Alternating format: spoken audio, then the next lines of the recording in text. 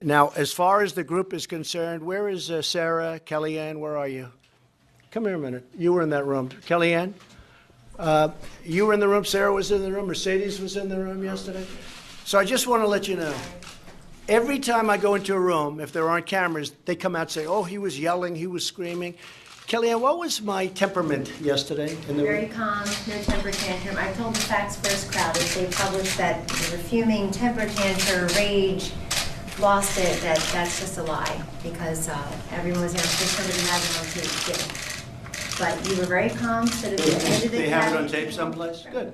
cabinet. You stood at the end of the table. Mr. President, why would you have to raise your voice? You said to them, when you're done, your 2 tracks, come back and we'll talk about infrastructure. You've made that very clear. We had the meeting, infrastructure, drug pricing, USMCA. You've made that very clear to them. Mercedes, you're always a straight talker. You were in that room yesterday? Yes, sir. What was my attitude when I walked in? Did I ever scream? No, you were very calm and you were very direct. And you sent a very firm message to the Speaker and to the Democrats. And it's very discouraging and disgraceful to see that the Speaker would decide an hour before coming to the White House to make those comments, call it that there's a cover-up, and then stride into the White House and expect there to be a constructive meeting. You know, we want to solve these big issues of infrastructure. We want to solve these big issues of USMCA. You yourself have tried time and time again to negotiate and work with them on issues like border security, which they call a manufactured crisis. And it's time for them to wake up and to stop waging this political war and these endless investigations and start to really find the solutions that the American people are looking for, that our farmers are looking for. Larry, were you at the meeting? Yes, sir. Oh, fantastic. The great Larry Kudlow. Could you come here, please? You're not afraid of television, I know that. We're going to take care of I think he's done more live television. Maybe Regis has you by a little bit, right? Not by much. Larry, you were at the meeting yesterday, Yes. right? So they have this narrative that they want to put out, because I saw Crying Chuck yesterday, and he went out and he said he was stomping and he was this and that. And Larry, you were there. There were many people there, by the way, many people. We can get you 20 other people to say this. What was my attitude yesterday at the meeting? Mercy's right. Kellyanne's right. You were very calm, and you laid out the case. You had a lot of numbers of what you've contributed in terms of paperwork and witnesses and so forth.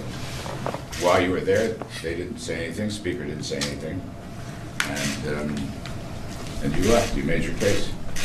Back to Well, it work. was very calm, very... Much calmer than some of our I would trade say- meetings. Hi, Sarah. We're just talking about the meeting. You were there yesterday? Were you? Yes. Just come forward. Does anybody know Sarah? How can we say? Sarah, we're just talking about the meeting yesterday. The narrative was I was screaming and ranting and raving, and it was terrible. And I watched Nancy, and she was all crazy yesterday. She did the hands and everything. She reminded me of Beto. She actually reminded me of Beto, maybe a little bit worse. But just out of curiosity, you were there. What was my tone yesterday at the meeting? Very calm. I've seen both, and this was definitely not angry or ranting. Very calm and straightforward and clear. That we have to actually get to work and do good things for the American people, and it's going to be impossible to do that if we're spending all of our time fighting. So, Couldn't have been more calm. I then respectfully said, sorry to inconvenience you, and I left the room. Were you there, Hogan? You know about it. But I've seen the first one, Mr. President, and that accusation that you pounded your fist, and I'll be honest, you have every right to do that. We face a crisis on our southern border, and they've done nothing. They have not worked with you. All they've done is mocked and derided you. In fact, calling us liars, calling you a liar for calling out exactly what's happening at the southern border. You laid it out the case of them. They refused to work with you then, and they're refusing to work with you now. These are bad people. You know, a lot of people say deep state. I don't say deep state. We have a lot of bad people, and I think they're being found out. And next up to testify that Trump is a very good boy is his mother. I mean, is anyone swayed by this? Was anyone who is actually on the fence about whether Trump was throwing a temper tantrum like, well, if people on his payroll say so? This all started when Trump had planned to meet with top Democrats about infrastructure, but then saw that they had held a press conference earlier that morning accusing him of orchestrating a cover-up with regard to the results of the Mueller investigation. Now, Democrats can walk and chew gum at the same time, so they were perfectly willing to both perform their constitutional duty of oversight on the executive branch and their duty to the American people by moving forward with infrastructure. but Trump had apparently gone into the meeting incensed at the accusation and claimed that until Democrats dropped their plans to move forward with oversight, that infrastructure was basically DOA, because nothing says innocence like issuing ultimatums. The president again stormed out. I think, first pound the table, walk out the door. What? Next time, have the TV cameras in there while I have my say. That didn't work for him either.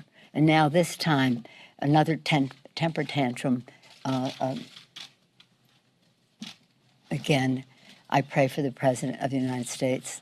I wish that his family or his administration or his staff would have an intervention for the good of the country. But because there were no cameras in the meeting, the Trump administration has tried to make this into a he said, she said. And we'll honestly never know if Trump truly did melt down and claim that it would be impossible for the Democrats to investigate him and legislate at the same time before calling off the meeting on infrastructure. I mean, he did immediately take to Twitter and frantically tweet those exact words. Trump said, "You can't investigate and legislate simultaneously. It just doesn't work that way. You can't go down two tracks at the same time. Let Chuck, Nancy, Jerry, Adam, and all of the rest finish playing their games." Like I said, guess we'll never know. But the strangest part is that this would be the hill he opted to die on, that he didn't have a tantrum, that he would hold a press conference effectively just to drive that point home. And I might be off base, but 2 years in, I don't know that the jury is still out on his emotional stability. I don't know that in 2019 anyone is still on the fence on this one. I feel like this is a rare issue that can unite both ends of the political spectrum. No one on either side of the aisle thinks Donald Trump is too calm. But rule number one of the Trump administration is to never sit out a fight. And so if that means corralling his administration for a casual love fest that is definitely totally not contrived and transparent, so be it. By the way, this isn't the first time that Trump has put his surrogates front and center to attest to his character.